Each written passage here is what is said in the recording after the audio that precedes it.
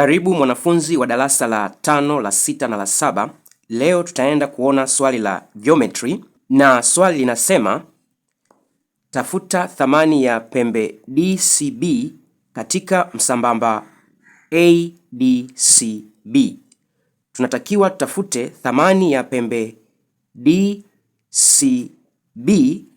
Pembe hii hapa tumepewa mstari DC ni sambamba na mstari AB na mstari DA ni sambamba na mstari CB.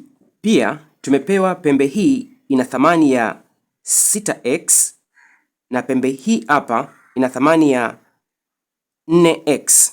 Kwanza kabisa twende tutafute thamani ya x.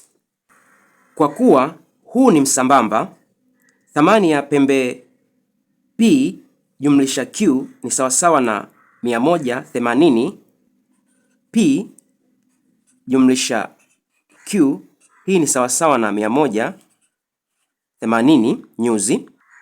Lakini pia tunajua pembe Q ni sawasawa na thamani ya 6x. Unaweza ona inatengeneza herufi Z, kwa hiyo Q ni sawasawa na 6x na P ni sawasawa na 4x. Unaweza ona pia inatengeneza Z. 4x ni sawasawa na P. Kwa hiyo 4x ambayo ni sawasawa na P jumlisha Q ambayo sawasawa na 6x, hii ni sawasawa na 180. 4x jumlisha 6x tunapata 10x ni sawasawa na nyuzi 180. Tagawanya kwa 10, tagawanya kwa 10, kwa 10 moja, kwa 10 moja, kwa 10 moja, kwa 10, 18. Napata thamani ya x ni sawasawa na nyuzi 18. Kumbuka tunatakiwa tutafute thamani ya pembe DCB, nitaita pembe Y, lakini DC ni mstari mnyofu, kwa hiyo Y jumlisha 6x ni sawasawa na 180, sababu huu ni mstari mnyofu. Y jumlisha 6x, hii ni sawasawa na 180.